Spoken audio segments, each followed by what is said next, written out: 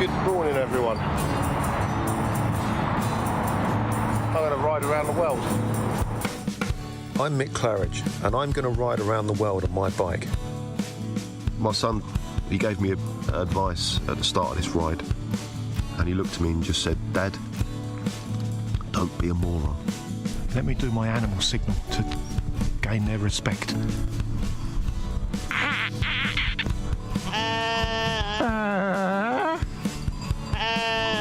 How's it going, Sally? Yeah, I'm alright, Mick. How's it going? Worse than that bit in Lord of the Rings, where they go into the top and the spiders in the tunnel. I'm just hoping there's a spider at the top of this one to kill me. Freezing. And I failed. I moroned up the ride.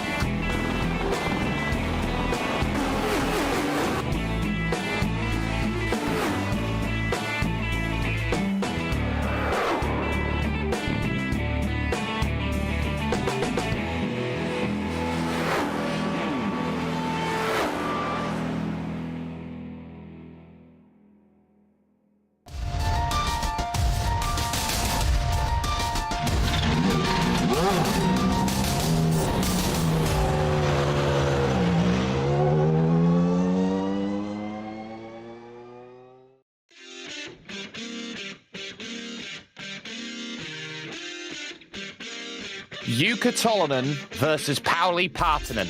16 points the difference, and with 2 races left, anything is possible. So why not head to the greatest all-around circuit in the world? A track which passes the final stages of Liège-Bastogne-Liège, a track which hosts both Formula 1 and 24-hour racing, a track where legends are made and rivalries are stoked. This is the Circuit de Spa-Francorchamps and the 11th round of your Sunday Grand Prix series in the Lotus 79s on the Global SimRacing Channel. Good morning, good afternoon, and good evening, race fans. My name is Jake Sperry, and alongside me for today's action is Joey Atterbury. Ryan Bauer is our director, and he's using cameras provided by Dougie Beard. So, what more to say about a track that has more chronicles than Narnia and a footprint that has shaped and seismically shifted motorsport for decades and potentially centuries after it? Let's get an understanding of how to tackle this behemoth with our GSRC track guide.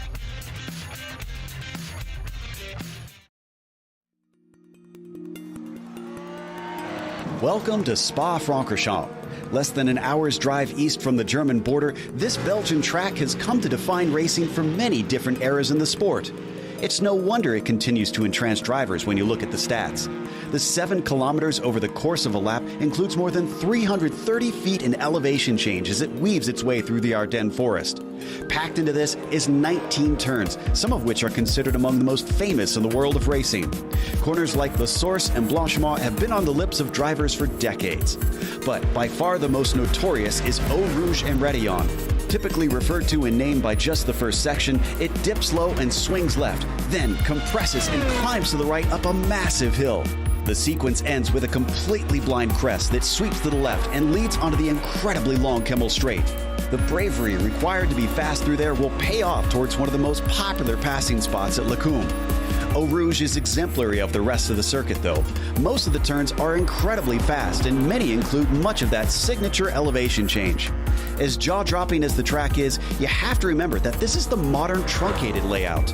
The old one, raced until 1979, was 14 kilometers in length, yet carried an average speed of 150 miles per hour. Present-day safety measures do cut down on the danger, but even in recent history, the circuit has proven deadly.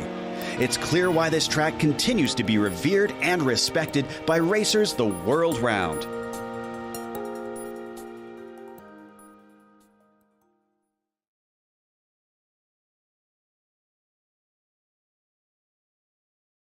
Seven kilometers and 4 meters on top of that. This is an incredible circuit, Joey, to get an understanding of racing. Every corner on this track has earned its name in gold and has effectively become one of the masterpieces of overall racing.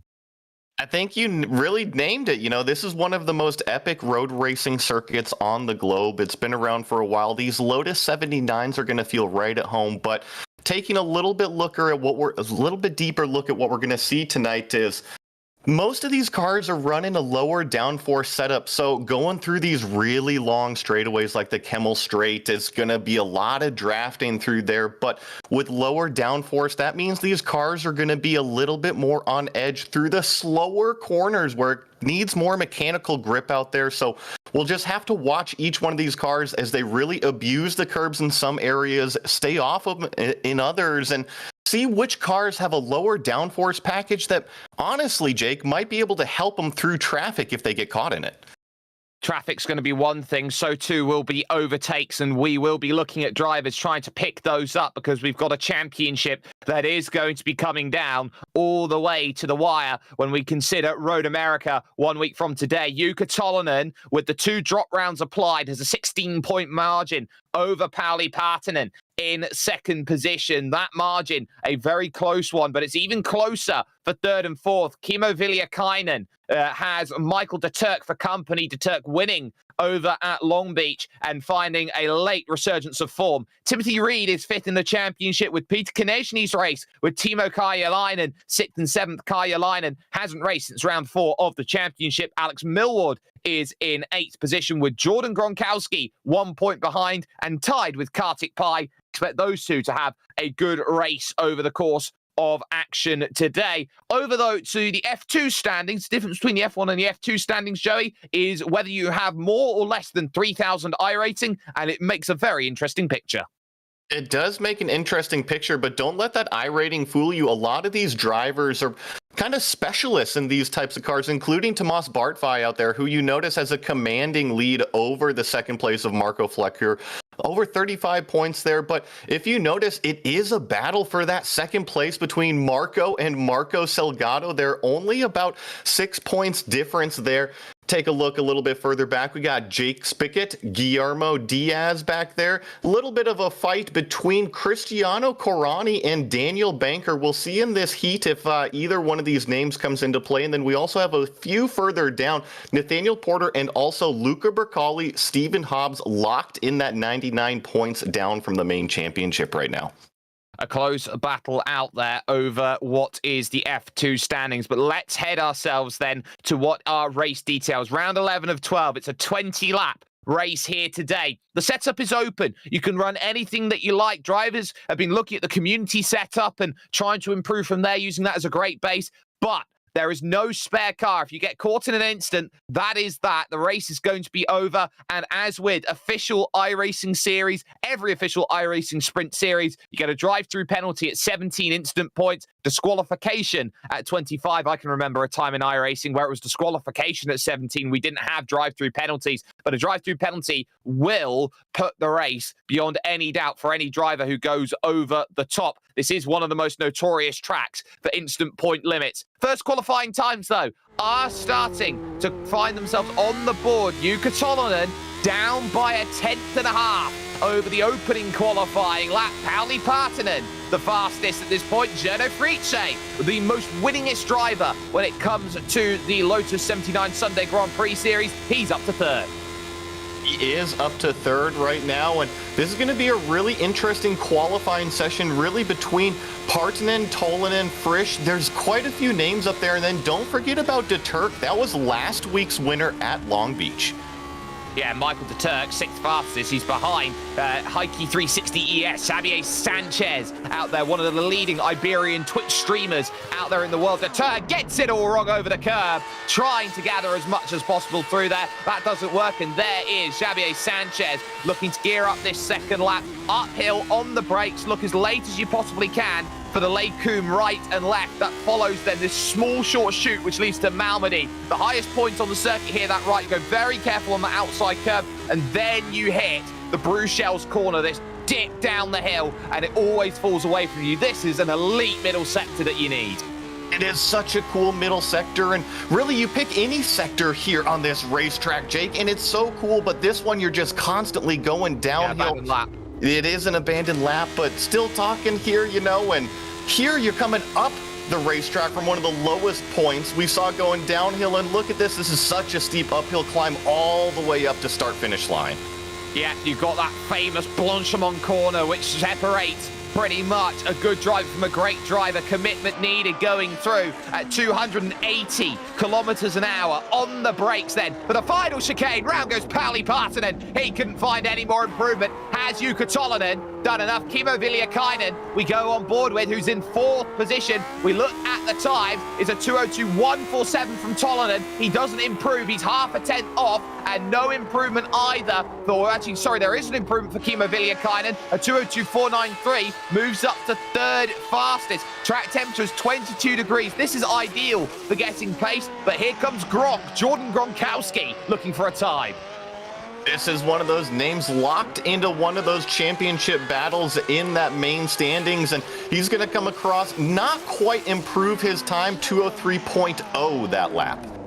2:03.0, not enough then to move up and gain an extra one. Timothy Reed's just gone up. We look at Nathan Finnegan here. This is a massive field today. 28 cars and 2 splits over the course of racing today. So a lot of points on offer here, there, and everywhere. Finnegan running through the Fania chicane, looking over towards Stavelot corner. Well, this is first the campus corner. You've got the campus of technology over on the infield. Then you go through Stavelot, this fast right-hander which links up to the village of Stavelot, and then you take that run through the curve of Paul Frere and over towards Blanchemont once again. Finnegan currently has himself 30 seconds to set a time. He needs 100th to move past Tamas Bartfai, the leader of the F2 Championship. Just needs a little bit here, a little bit there, and he can move up this order right now.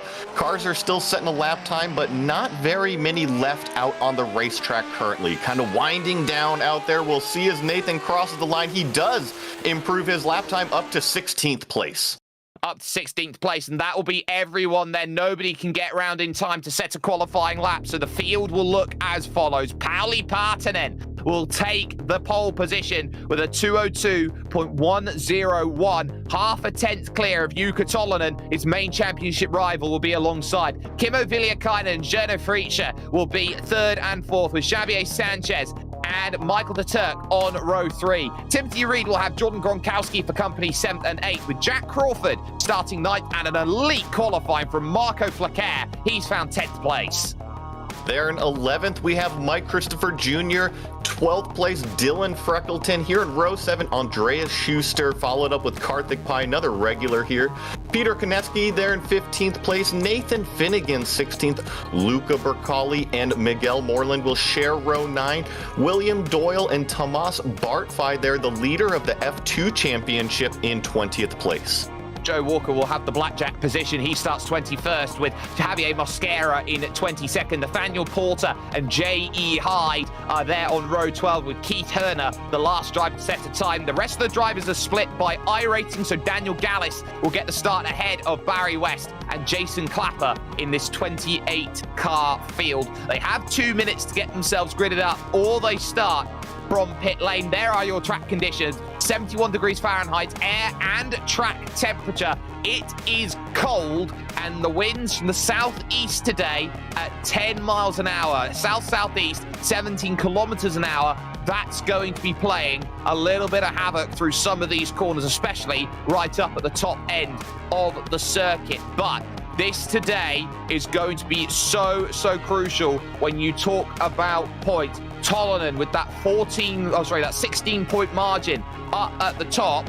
knows that it's damage limitation from here. Unless he gets a great start, he'll be on the outside heading to turn number 1, which means he might have the rubbered in layer of the track. Just waiting then for the final couple drivers. Jono Fritzsche having a few troubles. Green flag in the air. We get ourselves underway. What a start by Kimmo Villiakainen then from the second row. Trouble in the background. Big incident then in the middle of the field. Looks like that happened right in the middle. That caught a lot of drivers out. It's still continuing as they go down through the cold tyres on the opening lap, catching up, and the massive reels of torque that this machine creates. Disasters already. Tolonen okay. Pauli Partanen up the hill will have to look defensive now because here comes the run up the Kemmel straight. Jukka Tolonen to the race lead.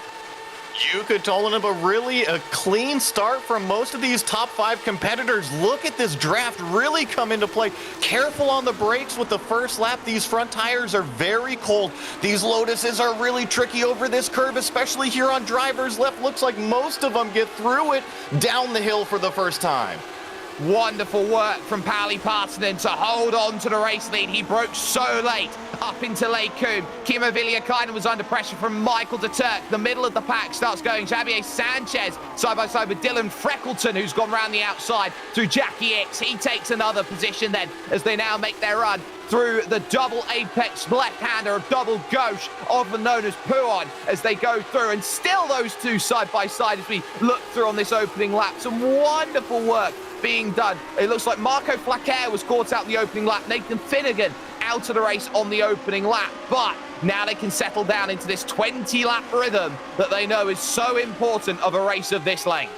They're coming up to this huge uphill where you got to be careful on corner exit here. Get the throttle all the way down. Take a look at that 4th place car. That's Michael de Turk. He started 6th and he's made some great moves and he finds himself in the slipstream of Kimmo. And there's Jordan Gronkowski making a look then to the inside of Blanchimont. Oh my word, what a pass on Timothy Reed. Yes, he did extend out. They go into the final chicane for the first time and they'll mark a lap complete then here around this wonderful, wonderful circuit de Spa-Francorchamps. Pauli Partanen, your race leader. Jukka Tolonen in second. Kimmo Villiakainen, your top 3 are 1, 2 and 3 as it stands, or 2, 1 and 3 in the championship. The Jukka Pauli special teammates then, 1 and 2, and Pauli Partanen knows he'll have to look behind for the entirety of this race. You kind of mentioned it, you know, it's kind of the Jukka and Pauli show, especially in the Lotuses, but look at this slipstream that Tolonen is getting from Pauli right now. He's going to take it down the inside. We're going to see who's the latest of the last breakers here. Looks like Tolonen is going to have the driver's line, but Pauli takes it too deep through this section here. They're going to keep it too wide. This is some great racing on lap 2 for the lead on the Lotus 79 shirts. Oh my goodness. Partanen just barely hangs on out there. He had no right in saving that. Absolutely no right at all. And he has managed to get that controlled. Pauli Partanen, you little wizard. That was an amazing save to keep a hold of the race lead on the outside curb at Malmedy. We've been told all week by drivers, Joey, that is the one place you don't want to be out on this circuit. You don't want to be out there, and I think Pauli just showed why you don't want to be out there. You just get a little bit on that curb, and it upsets the car, and we saw how much yaw angle all of a sudden it had, and gotta say thank you to Jukka because I think he left him a little bit of extra room. Of course, the teammates buffer there going through. Jukka Tolonen wants to race just as fair as Pauli Partanen wants to race, and absolutely incredible then for the first opening few laps then of this race. It has quietened down a little bit then in the backfield, but it's going to be all about staying in range. Jono Fritzsche in 4th position, but still they go for the race lead. Tolonen with a great run out of Blanchimont. Will he look on the brakes? I think Pauli's a little bit more confident when it comes to braking property at this point. No chance of a move then through this section of track there, through that final chicane, but all of this battling. Kimmo's here, Michael de Turk's then, Jono Fritzsche in 5th, Jordan Gronkowski. You could say this is an 8-car train for the race lead. Absolutely. Really, you see these top 6 cars, Jordan Gronkowski all the way back there in that red car, still in this frame, and really all of these cars are tucked into one slipstream right now, but Tolonen is right up under the back of Partanen. I love talking technical as they're going to probably take it too wide here. Jake, do you think that maybe Pauli is on a slightly higher downforce setup? I believe so, and I think that's a good decision. It gets him the qualifying position. Villiakainen's going to push it 3 wide, is he? As they go up into this next section, Partinen's going to go straight on, and they're all going to have to abandon ship. They'll be almost 3 wide as they head to Malmedy Corner, and somehow, some way, they all survive again by the skin of his teeth. Pauli Partinen living on the ragged edge, and every time he runs off like that, he'll get an off-track instant point. He can't afford to pick those up at this notorious track. Tolonen just holds the second for the moment. He'll have to play rear gunner. Really great sportsmanship by all of these really top 8 cars, like you mentioned, Jake. They all gave Partinen a little bit of room when he had that mistake. And to go back to those difference in downforce setups, I do think Partinen is a little bit of a higher downforce, and that gives him the confidence on the brakes in comparison to these other cars. Oh, it really does, and you get an extra 10 meters, 5 meters braking. That means that you can really send the car into the corner, know where the limiter grip is, and then try and fly forward. This is the car as well that for Finnish drivers they always go to, they always find, they say that's absolutely brilliant out there in terms of their performance. So often, Joey, they go to this car, the Finnish drivers do, in the World Cup of iRacing, because they know that they've got so many great talents for it. They do have a lot of great talents for it, just regulars in this series. Look at the top 3 running up here, and they really are the stalwarts of this series week in and week out. But I tell you what, Jake, the way this race is shaping up, I know that we've been talking about the top 3, but it really is the top 8 if any one of these cars makes a mistake. Absolutely. You've got Geno Friche in there who knows how to win. John Gronkowski, Timothy Reed's had wins. Dylan Freckleton, maybe the big outsider in all of this. And let's not forget, Michael de Turk and Kimmo Villiakainen have a championship to speak of as well out there on circuit. Side by side it will be again for the race lead, and this time we might get clearance for the first time from Jukka Tollen, who gets it done, but they cross the beams, and back to the inside will go Pauli Partinen, who will come back up the inside looking for the move, but suddenly on that outside it's Jukka Tollen this time who can fight his way back and hold the race lead for more than just a fleeting moment. That is now Jukka Tollen's first real exposure to the front of this race here on lap 4. It'll be interesting to see the ebb and flow of how this battle keeps going. We're only working lap 4 right now, and if Pauli is running that higher downforce setup, we're going to see him really keep it tucked up on the back of our leaders. We ride on board with 4th place Michael de Turk. These cars have just kind of been hanging out in this line, waiting for their chance at the buffet table. They've been waiting for their chance at the buffet table. Well, let's look back over towards what happened at the beginning of this race, what set all of this off in motion. An incredible run that has been going forward, but the start wasn't quite brilliant for everyone. So here's the little look off of the start. It's very easy. Bang, a huge snap going through. That might have been Jack Crawford who had been caught up in that and causing a lot of issues. And they can see the barrel roll through. Marco Flaquer also got caught up in that. So massive shame for him, second in the F2 Championship. Yeah, really unfortunate on the start. I know that wheel spin can definitely cause havoc, and then also just the grass, it can turn these cars, and unfortunately quite a few competitors caught up before they even make it to turn 1. Barry West there getting heavily caught up in it. He had 5 false starts, and that led him into the back of the Lotus 79 in front of him about 3 different times out there. So troubles showing already. Michael de Turk needing a run on Kimmo Villiakainen, but he's in this very awkward position right now here, Joey, where he knows that in front of him is Kimmo Villiakainen, who gets a tow from Pauli Partinen, who gets a tow from Jukka Tollen. Where do you get the extra speed to make the move? You don't. You're in trouble. Let me tell you from personal experience, I've been plenty of draft trains. I grew up racing Spec Miatas, and when you get to be that 3rd, 4th, 5th car in line, you're looking at your TAC, you're looking at your GPS, and you're like, holy smokes, I'm hauling the mail. Why aren't I catching this car in front of me?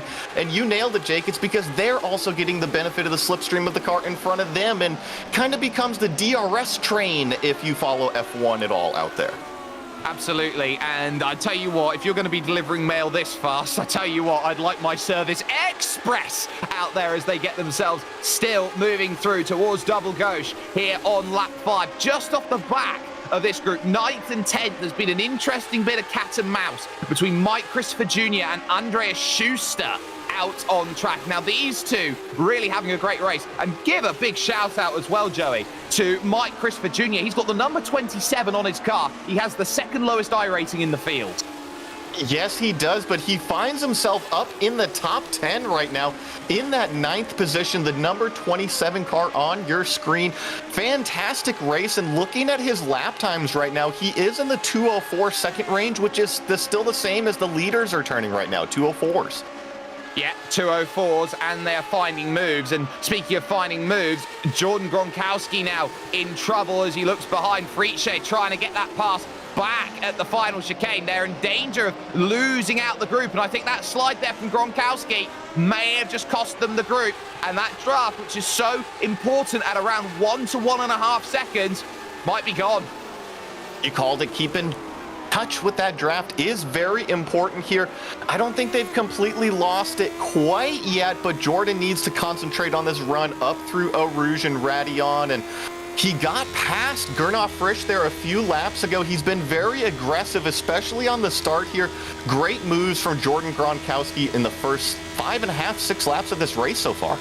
Look in the left mirror. Look in the left mirror. There is Gernot trying to find that pass, and is going to try and look at it around the outside of Gronkowski to try and get this done. Next to no room given as they now run through. Still fighting on the outside. Their Freacher couldn't get the turn in. That nearly opened the door up for Timothy Reed. Down the hill when they reach Bruchel's corner, which you're often looking at the outside left tire and thinking, are you actually on the road or not? Because it's such a steep descent down the hill. No chance then of the move. And finally, the front 4 have pulled away from the second group of 4. Gronkowski certainly squeezed Frisch there through that corner, and I think Gernot was out there. He had the position. He was just wondering how far Gronkowski was going to slide out. He made the wise move to give Gronkowski a little bit more room, but look at this. We're riding on board with Dylan Freckleton because of that battle. Now, it really is 5th, 6th, 7th, and 8th all tucked up into this draft.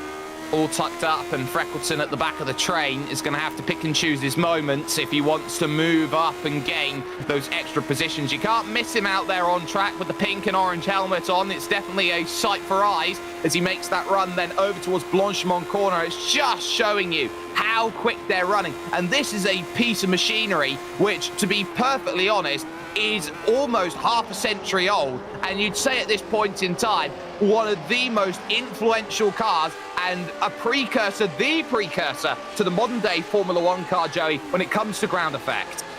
You know, it might be a half century old, but these cars feel very at home on a racetrack like this, where it's majority medium corners, medium speed to fast speed corners, where the aerodynamics can really come into play. And like you mentioned, we didn't have a good grasp on the aerodynamics yet, but you're right, it paved the way for the modern cars and what we see today.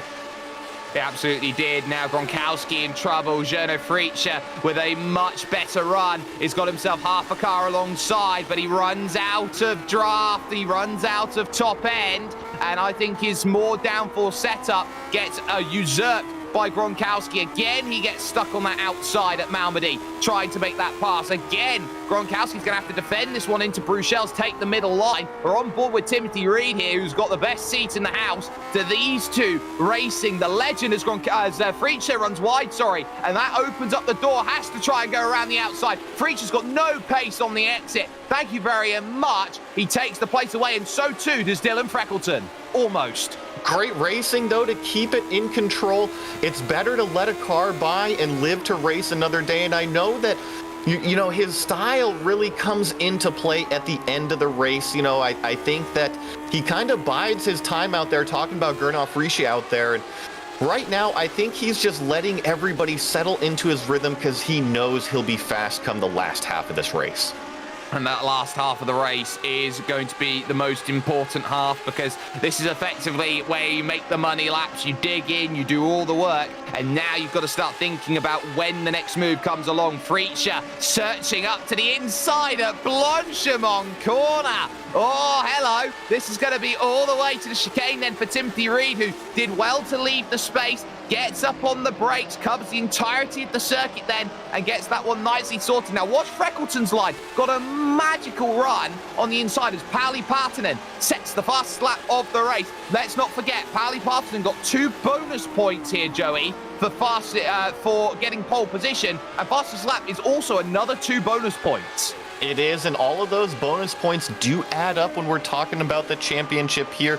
Jukka Tolvanen has, I wouldn't say commandingly led since he took the lead. He's only about 0.3 of a second in front of Partanen right now, as we actually going to take a look. This is Michael de Turk hounding the back of Kimmo Villikainen.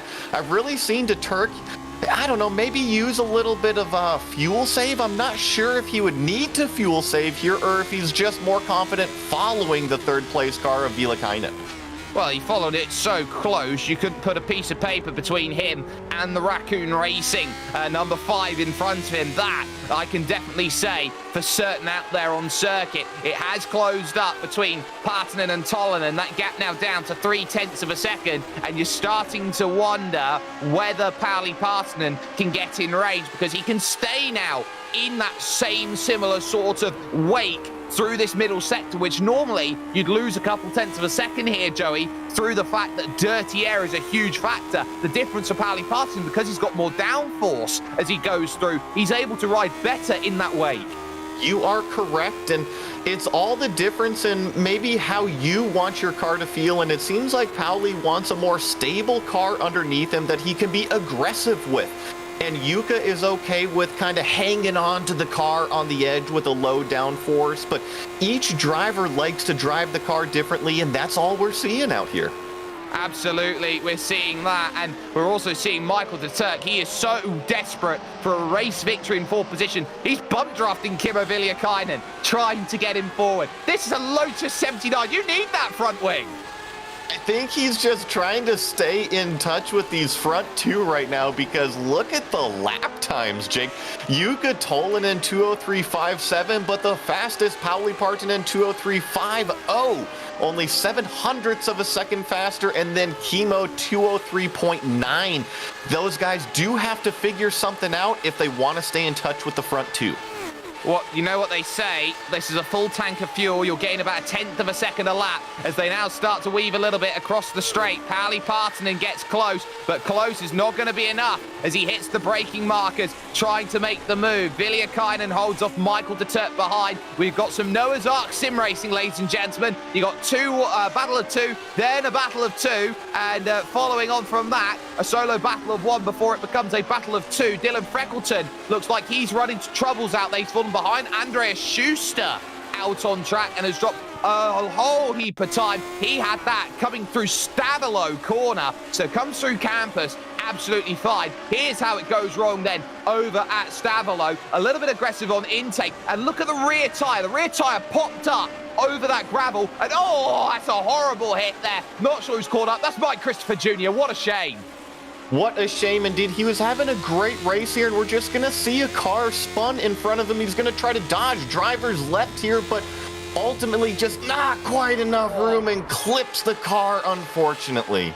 That's done suspension damage. His day's over. You can see there, the front left pointing pretty much at 45 degrees to where it's supposed to go. Nothing you can do about that. Race over for what was an incredible run in the early stages then of this. Jukka Tolvanen, still your race leaders. We're about to reach lap 10 here of 20, meaning 11 laps to go here at the circuit de Spa-Francorchamps, and still pretty much anybody's to play for out there in this race. It is also worth keeping an eye out on the battle for 10th and 11th as well through this, because that's got F2 implications. Your leader in F2 right now is Luca Bracali. He's got away with one, because that is Peter Konechny spinning around and fighting reverse. Yeah, good job finding reverse there, though, to get out of the racing line, just in case more cars come up behind him and get collected. Got to give a good heads-up driving there. Yeah, good heads-up driving from Konechny, who has been all around these styles of machines, loves the classics. Tolvanen, again, holding the defense up the hill. So, too, then, is Kimmo Villikainen. But now this is where you start dipping a little bit, Joey, into game theory. When's the right time to make a pass?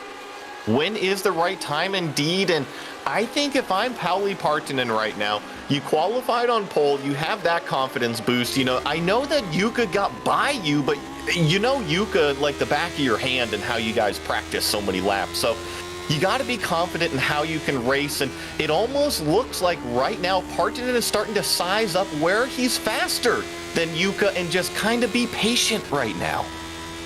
Patience is very much a virtue, and it's being shown right now by Pauli Partanen, who knows how important this championship effort is between two teammates, between two friends, who will both want to go to the final round and get themselves into position. Now, has there just been an issue for Jordan Gronkowski potentially out on track? That looks like that is a failure of the internet variety, and he's still out there racing, but he's had a massive blip for about half a minute out there. That would have been a real shock to the system for him as he was racing. Yes, indeed. I was looking at that same thing too, trying to find him on timing and scoring, and all of a sudden he reappeared on the racetrack, thankfully. Still out there in the 5th place position. Really good run from Jordan Gronkowski, but this battle for 6th place has raged on. Riding on board with Gernot Frisch here, it's actually Timothy Reed now that has gotten by him. Definitely not the run for this #1 car that he was hoping today.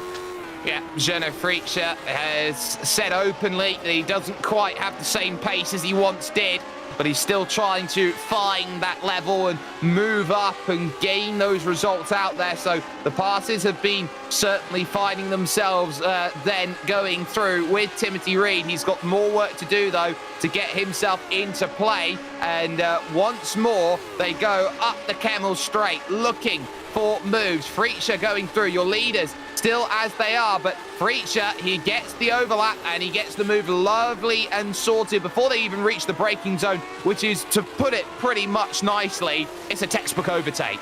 It is a textbook overtake, and if you ask me, Jake, that's what teammates usually do, and if you're trying to work together to maximize the draft, that's what you would want to do, is go past in the straightaway, and we'll have to see maybe if Timothy Reed leapfrogs back by Gernot the next lap and try to reel in that Jordan Gronkowski there in 5th place. That is, if Jordan Gronkowski is going to hold on at this point with the issues that he's struggling with right now, and he's dropped, and that means Gronkowski is out here at the circuit, the Spa-Francorchamps. Gronk is out of this Belgian race, and that is going to open up a door for a number of drivers. And the one I want to focus on is number 20, Jason Clapper, because he's up from 28th now to 11th. He's up 17. He is up 17 positions. A great run for Jason Clapper here. Currently in the 11th spot. Looking at Tomas Bartfai right in front of him. If that name sounds familiar, that's the leader of the F2 championship points right now. And great run really from both of these cars. Yeah, they're both having a great run. And to think they're only 23 seconds off the pace of the leaders right now. Jukka Tolonen takes the fastest lap of the race, a 2:03.436 out there, which is taken away by, of all drivers, Gernot Frisch, who, remember, got the entire run of tow, which gave him the chance to really push forward. And that's where we might see fastest lap fall to neither of those drivers then up on top of the order. Here's a look then for Michael de Turk as he goes up the Kemmel Straight. Will he decide to make a move, or is he going to bump draft? Answer is he's going to bump draft. He's right up underneath, and he gave a little tap over to Kimmo Villiakainen. I'm so happy you guys jumped over to this, because it has been happening lap after lap after lap. Maybe in one of these future laps here, we can ride along with Michael de Turk. This is not something you ordinarily see out of an open wheel car, Jake. They are bump drafting down these long straightaways, and that might tell me that Michael de Turk has a little bit of a higher downforce setup, so he's just trying to stay tucked up in that draft and maximize his top end speed by helping push Kimmo in front of him.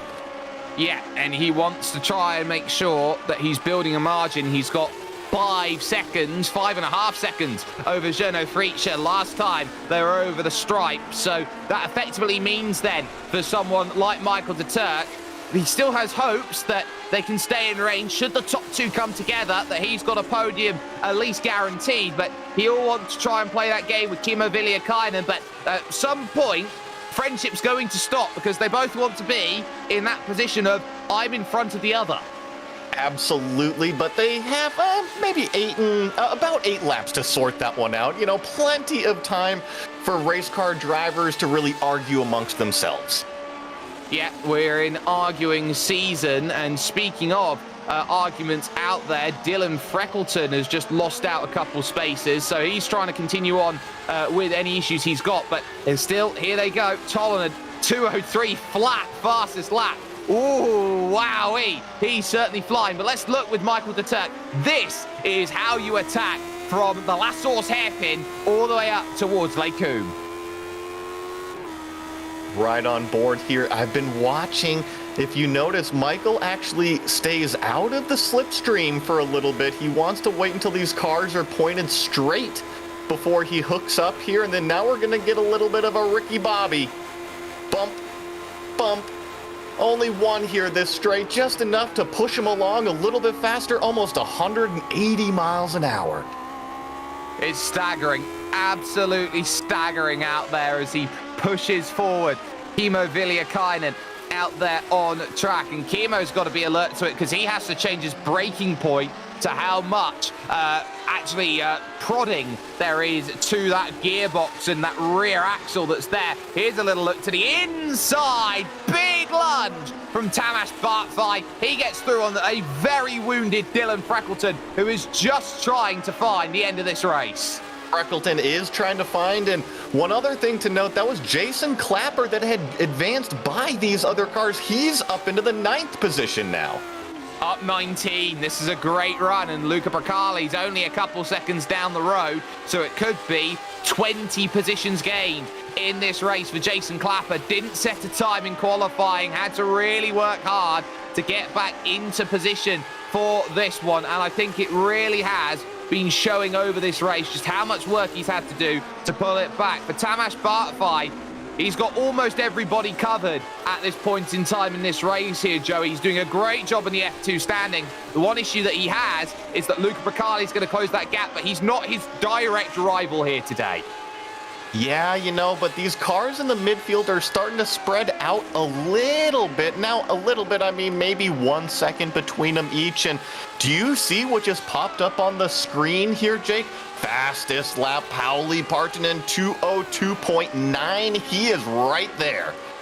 They are pretty much locked with a tow bar between them. They are trading fastest lap every time they go. Pauli Partanen, a quarter of a second back then at the top of Radion. Does he have enough? Move over. Goes Jukka Tolonen. Here comes Partanen trying to close and close and close. But is he going to run out of time, or is he going to send one late up the inside with the late brakes? They make tyre-to-tyre contact, but they stay in position. Oh, they are pushing it to 101% and still keeping each other on the road. Incredible stuff between these two.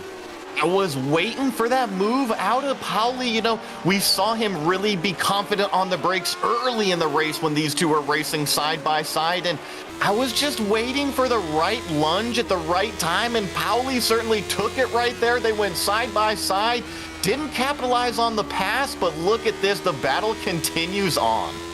This is where Pauli Partanen gets a small advantage. He's able to stay closer in range to Jukka Tolonen. They go through the Fania chicane, the long sweeping rights and lefts of 90 degrees, looking to get the power down on the exit. That's where the wake hurts the most, and then another 90-degree right through the campus corner, heading to Stavolo, the next right-hander, always trying to take as much as you possibly can. They'll be driving to limits here. They'll be worried about that instant point limit of 17, which will be a drive-through penalty. Nobody wants to be caught out on that, and the later stage of the race, it might actually come down to who saved up enough instant points to go out there and make that run to try and make a race victory happen. You've got a head on your shoulders, Jake. I know that when I'm in the simulator, I always leave a few incident points at a racetrack like here at Spa, because you can kind of go out wide on a few of these exits and definitely capitalize when the tires are starting to wear out. As we see here, Pauli just trying to hang on to this car. I know that Yuka's probably doing the same thing in front of him. Yeah, Yuka Tolonen absolutely is right now, and he's built himself a fantastic margin of about 0.3 of a second. There, Pauli Parton, nothing he can do. It's going to take a couple laps to get right back into range and go and take that drive. Looking at a driver's eyes perspective, this is what it looks like when they're out there trying to get as close as possible. Lightning quick speeds on the brakes through these rights and lefts, and number 2 and number 3 know that inside the final 6 laps to go, they've got work to do in order to figure out where they want to be. There is a bit of side-by-side further down in the pack. Peter Konechny has found Dylan Freckleton now, who's dropping backwards and almost repeating Fernando Alonso and Mark Webber's exploit from a decade ago. But Peter Konechny is going to have to be patient here with the limping Dylan Freckleton. Yeah, Dylan Freckleton is in 11th place here, the lead car, and then that's Peter Konechny right there in the white and red kind of Marlboro theme that we see on screen. And this is a battle for 11th place out there, 6 laps to go. Freckleton has been in the wars. You see the car maybe a little bit slower through these technical sections and just trying to keep it on the racetrack, like you said, as he runs wide and Peter will go through. Thank you very much. There goes the pass, and Peter Konechny, who's had a spin today in this race, moves himself back up into 11th position. Your top 2 still there, Yuka Tolonen and Pauli Parton. Now, it's worth talking about how everything would stack up if it stays like this here today. Now, it is 56 points outright for a victory in this championship. It is 50 points for second position, but you have to remember Pauli Partonen got the pole position, so in fact he's on 52, so he's losing 4 points today at this moment in time, and at least over the line, Pauli Partonen sets another fastest lap of the race, 202.7, so he gets another 2 points there. He'd only lose 2 points if it stays like this. The inverse is, if he makes the pass here, Joey, he's not down by 2 today from this race. He would have gained 10 points. Yes, gain 10 points, and something that we just talked about, those incident limits, Jake. Yuka put in a 202.6 last lap, which was actually faster than Pauli, but his lap was disallowed because he ran wide somewhere on the racetrack. And is that him starting to use up these incident limits to try to stretch that lead over Pauli? We'll see with 5 laps to go. Remember, a fastest lap can only be scored if the lap is clean and no incidents have happened over the course of that lap. So that plays into Pauli Partonen's hands out there with the gap at half a second when they cross the line. And I'm sure Pauli knows that if he can make this move, he's going to be in the box seat to bring it to Road America in what is effectively a winner-takes-all scenario. Out there as they go for it. So still on the brakes once again, flicking through the right and the left of Fania. It's a waiting game for Pauli Partonen. The issue he's got is he's got to be close enough. He struggles a little bit with the dirty air through here, and it takes him the entirety of the first and second sectors to catch back up again. He knows he's got work to do to get back to this very point. I completely agree with you. He's just lost maybe 1 or 2 car lengths from where he was earlier in the race, and he does need to close back up. We'll see if he can be aggressive here on the brakes going into the chicane, maybe close up that track position a little bit in hopes that he can be closer in the draft for the run through Eau Rouge and up Radion, and it looks like he was able to close up a little bit. 1 more big brake zone to go to close it 1 more time. That's exactly what he needs. He took a 1/10 and a half out on that lap, as now Michael de Turk having a think at the Lassour's hairpin, not going to find the pass there, so he's going to have to wait as well. 2 great battles, 1 for the championship and of course the race win. The other one is for 3rd in the championship and 3rd in this race on top of it. So 2 incredible battles heading into the final quarter of this race. Here comes a thought from Pauli Partonen. All the way to the inside goes Yuka Tolonen. He wants to cover it off as any which way he can. Not close enough this time. Middle of the road driving. Is it still more thoughts from Michael de Turk? He'll wait longer. I can tell you just by the attitude of the second place car Pauli Partonen that he wants by Yuka Tolonen. I think he realizes that his time might be running out in terms of opportunities that he's going to have to get up next to him. And I think that if he sees an opportunity, he's going to capitalize on it as soon as it comes.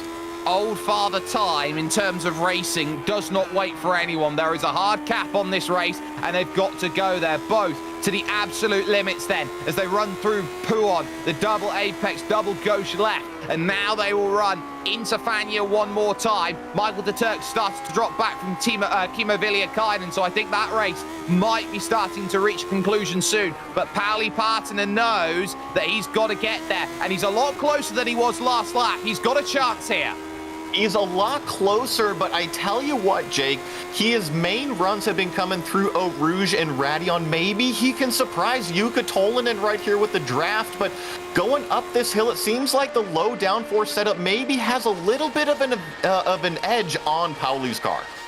It maybe does, and there are thoughts here, there, and everywhere into the chicane. Once again, they go along, which extended the track from inside FIA regulations to outside FIA regulations, because an FIA track that's certified grade 1, without exception, cannot be longer than 7 kilometers in length.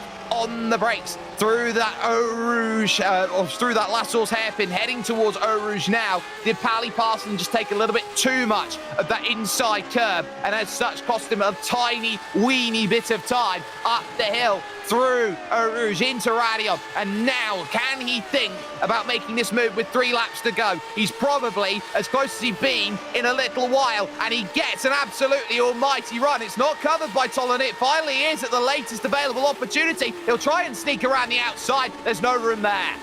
I think he was trying to bait Jukka into defending in the inside of the track and make a strong braking move around the outside, but Jukka thought twice about his defensive maneuver and kind of covered them both off. But I tell you what, about 2.5 laps to go right now, and these two are going to settle it at the checkered flag.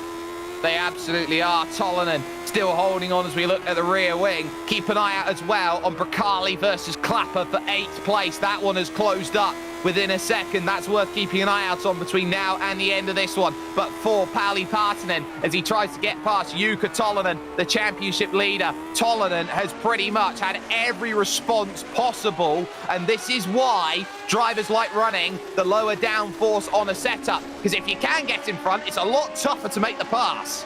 It is a lot tougher to make the pass, and it really is the driving characteristic that you prefer to race out there. Do you prefer to be aggressive and really make moves with your higher downforce setup, or do you prefer to hang on the edge of the car on the limit and just haul down the straightaways here? Massive wiggle through Blanchimont for Jukka Tolvanen, the race leader, and Pauli Partanen senses it, searches for the inside. He can't find it here with nearly 2 laps to go. You called it, but look at that, stretched it out a little bit. Pauli's got to be careful not to be too aggressive from too far back. He might see that accordion effect come into play and be too far from this draft. It looks like he will still be sucked up into the draft of Jukka as they go down through Eau Rouge another time.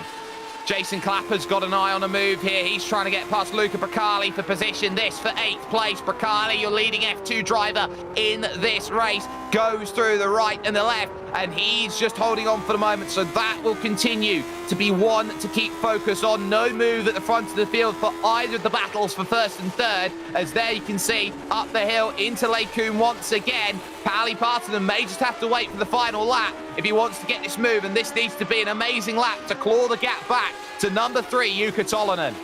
He needs to hit his marks, and yeah, we're working only about 1.5 laps left here in this race, and that means the time is running out in the opportunities that Pauli's going to be able to make, and I sense only one more opportunity this lap, maybe 2 next lap. He's got to be there.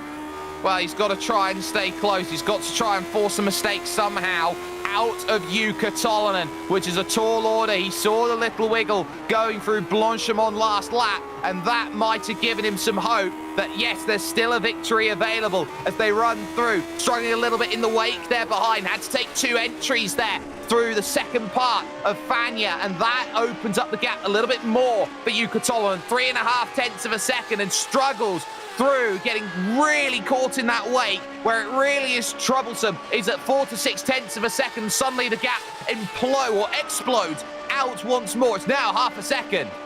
It is have a second. Yuka had another big moment through Blanchimont there, just trying to hang on to the back end of the car. Pauli needs to capitalize on the brakes and on the exit here. Tolonen's been very good through the final chicane, but Pauli gains an incredible amount of time. He did exactly what he needed to do, put himself in position to get out of this corner right here. And a 2:02.4 to close that gap down. He gets a slide of oversteer on the exit of turn 1. Villiers-Kynan not safe behind either. Michael de Turk trying to figure out a way to make the pass as well. They'll go to Eau Rouge and Radion for the final time here in the Belgian Ardennes. And now it's about the run up the hill. Can Pauli Partanen find the move on Jukka Tollen that he's been searching almost all the race for? Here comes a little search then. Jukka Tollen holding that inside line, trying to cover it. Does Pauli Partanen have anything? No, not yet. But there are still chances later on. Look at him trying to dance and weave and open up a move here, there and everywhere. He's searching which way he can, Joey. He's struggling at the moment. Maybe a Bruchel down the inside. Can he get there? Oh, they make contact and still they hold it together. Incredible stuff. Pauli came with a surprising move right there, really got in the inside of Tolan and made a little bit of contact. This battle keeps going down the hill through this fast left-hander. Does Pauli have anything left for our leader Tolan out front? And that would have been enough to just put a bit of a shiver on what's going on. The Fania chicane then, it's going to have to be these four corners that open up the entire lap. Pauli Partanen struggling to get the turn in through the second part. Does that put him in trouble here at Campus and then potentially over at Stavilo? Once more, Jukka Tollonen opens up the gap. This is going to have to come from a long way back for Pauli Partanen if he wants this championship to be more favourable for him, heading to Road America to end this season outright. Through Blanchimont, Jukka Tollonen has taken everything that Pauli's thrown at him, and these two have proven they are 1 and 2 in this championship, no doubt about it. As close as you can get goes Pauli Partanen, but he's run out of time. Jukka Tollonen wins at Spa. What a race between these two out front. Nose to tail the entire time. And look at that. Kimmo Vilakainen is actually going to steal fast lap. We're going to jump back onto the number 25 here. This is Miguel Moreland battling it out for what is the 14th position on the racetrack. Yeah, Nathaniel Porter's found a way through. Daniel Gallis is there waiting as well to try and get by as well. That is an important 2-point swing. Kimmo Villiers-Kynan stealing the fastest lap on the final lap of this race. Miguel Moreland needs to find a big move if he wants to get past Porter and regain that 14th place. They will move through the long left as they go through. Jason Clapper's lost a couple places then on the final lap of this race, so something's happened there to him. But on the brakes, Nathaniel Porter will hold on to that place, and Moreland and Gallis will hold out in terms of what they needed to do out there in that one. So incredible scenes here from the circuit de Spa-Francorchamps. Pretty much everything we could have expected, and then some. Donuts as well for Jukka Tollonen. That is probably the most deserving win he's had in an incredibly long time. We're going to step aside for one moment with GSRC. We'll be back with post-race coverage after this.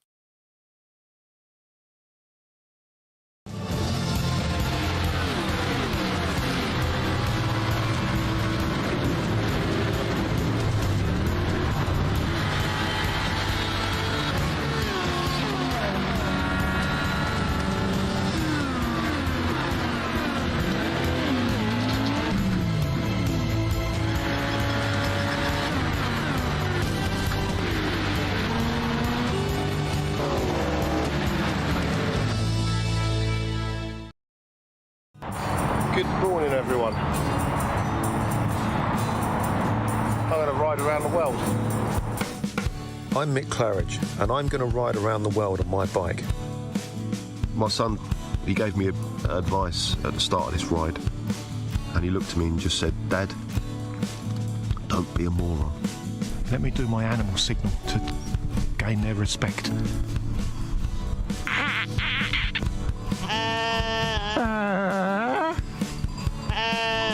How's it going, Sally? Yeah, I'm alright, Mick. How's it going? Worse than that bit in Lord of the Rings where they go into the top and the spiders in the tunnel. I'm just hoping there's a spider at the top of this one to kill me. freezing. And I failed. I moroned up the ride.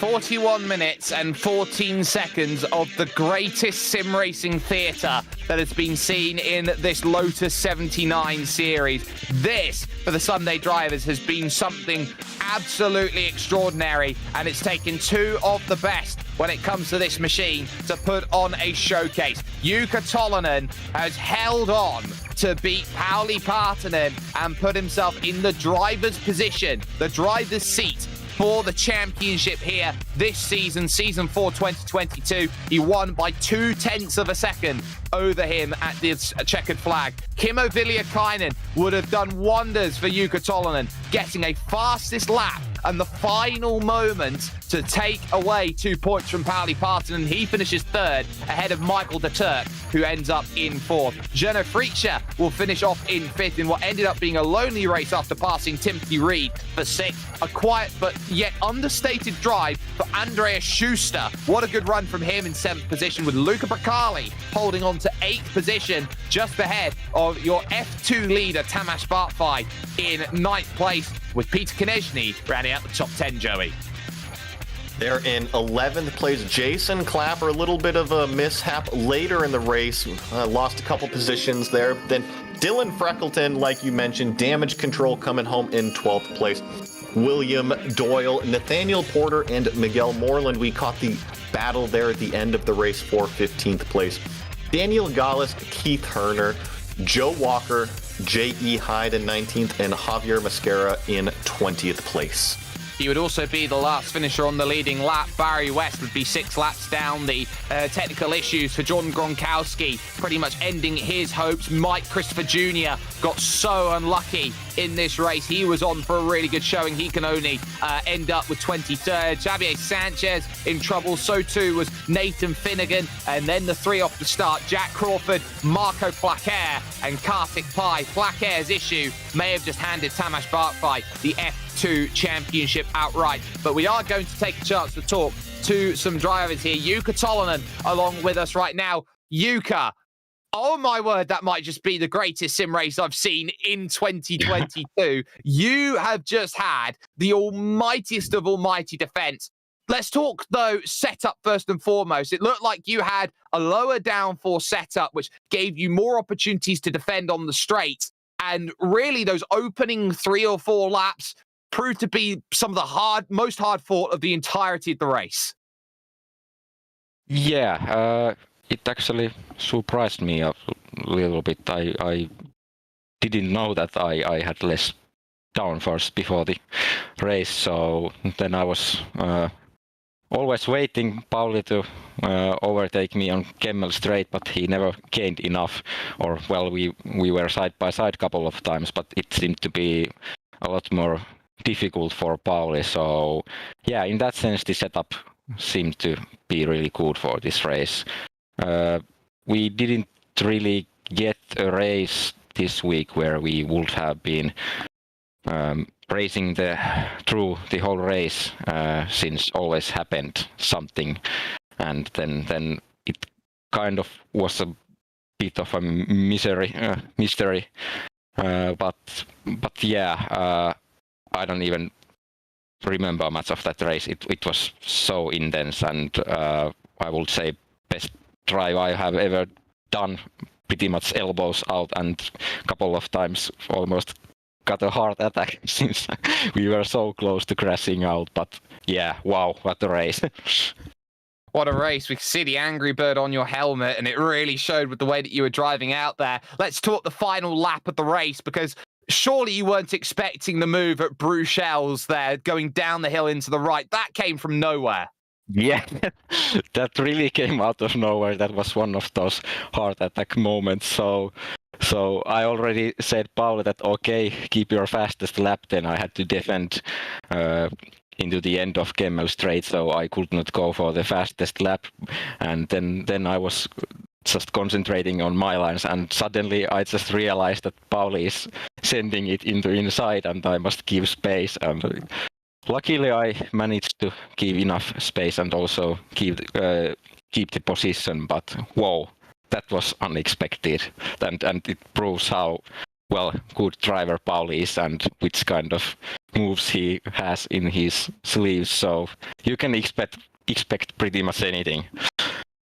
Well, you can expect anything, but crucially, you have gained points in the championship on this result. It is one incredible race left to come along, and that, of course, when it comes to this season overall, will be Road America. It's going to have a very similar feel to it to the racing here at Spa. What are your thoughts going into it, and do you think that today has given you a really strong advantage in taking home the overall?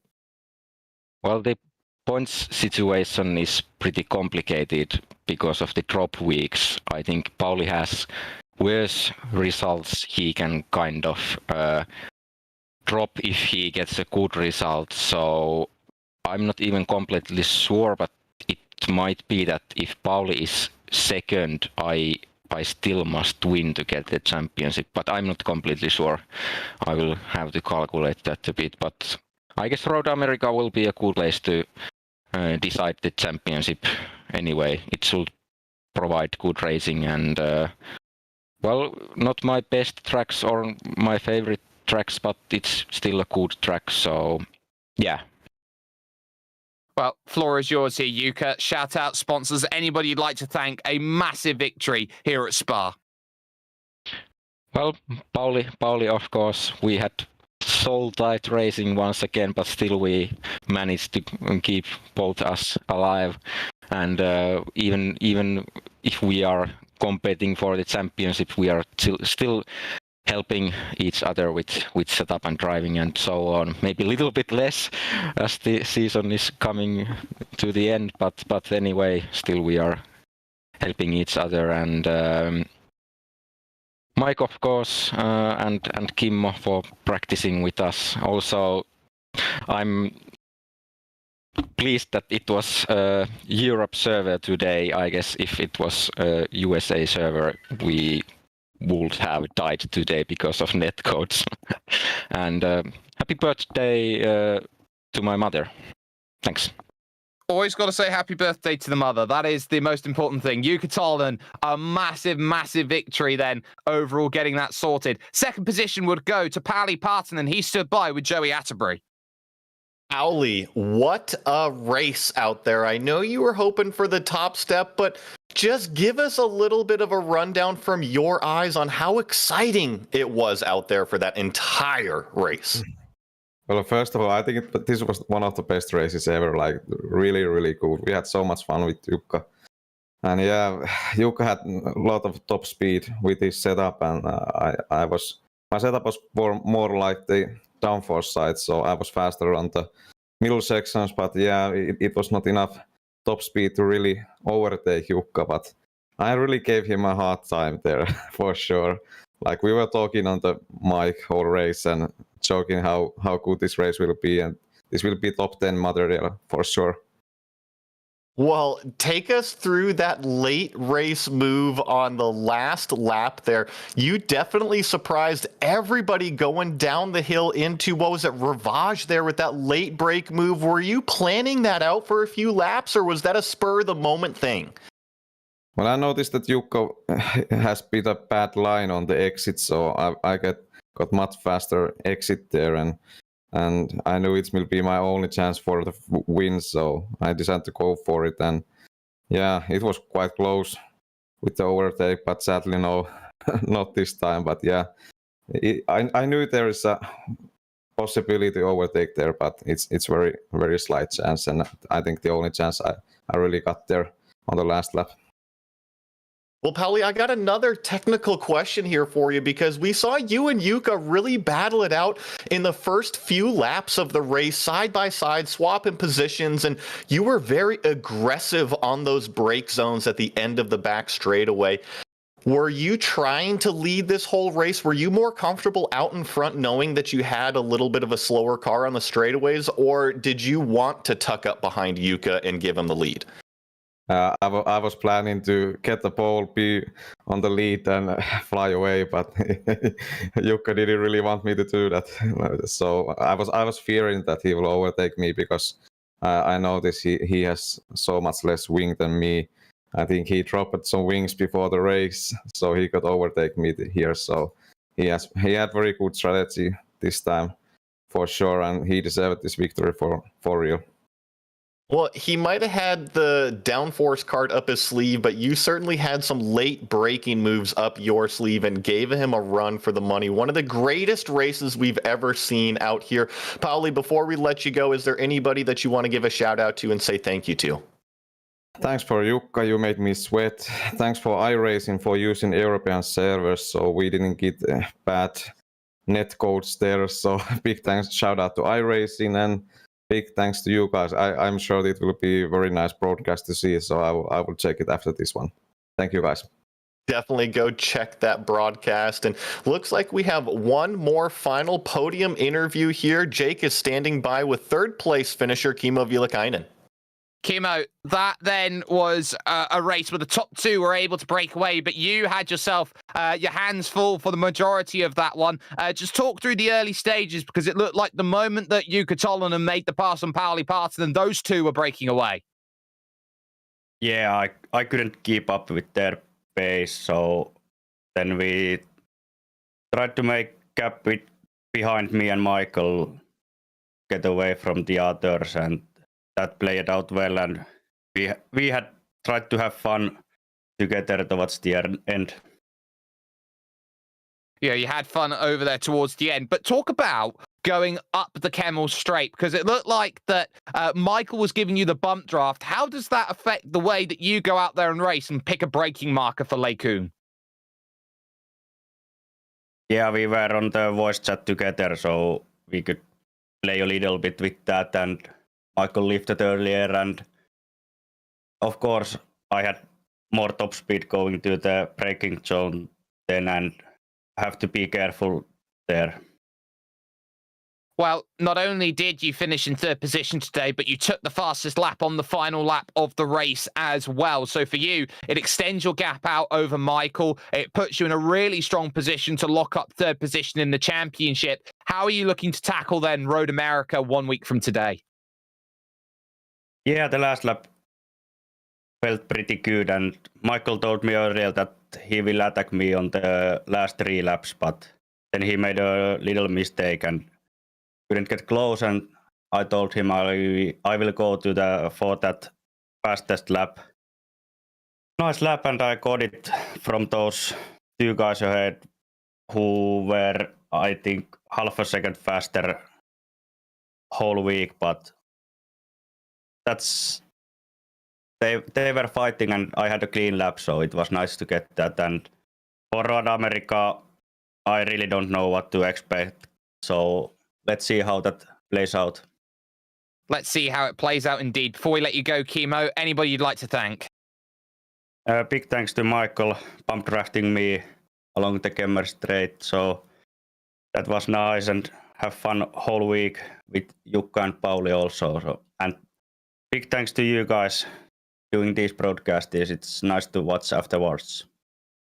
Not a problem at all. Kimmo Vilakainen then finishing off in third position overall. But that is going to bring our proceedings then to a close today. So I want to give a massive thanks to the team here today, from Joey, Ryan and Dougie. My name's been Jake Sparrow. You can check out our social media website and merchandise store, and all of how to get in contact through our socials here on your screen right now. And also you can catch them out in the links in the description below. And please, please, please, please subscribe to the Global SimRacing channel so that you don't miss a moment of action here on this racing. The next race will be 1 week from today. The finale is December 4th, 11:30 a.m. Eastern, 4:30 p.m. GMT. We head to Elkhart Lake, Wisconsin, and Road America to end out the season. In terms of what's next, all the other broadcasts will be listed up on your screen rolling forward, but the next broadcast here with the Global SimRacing Channel will be the Porsche Owners Club. That will be round 23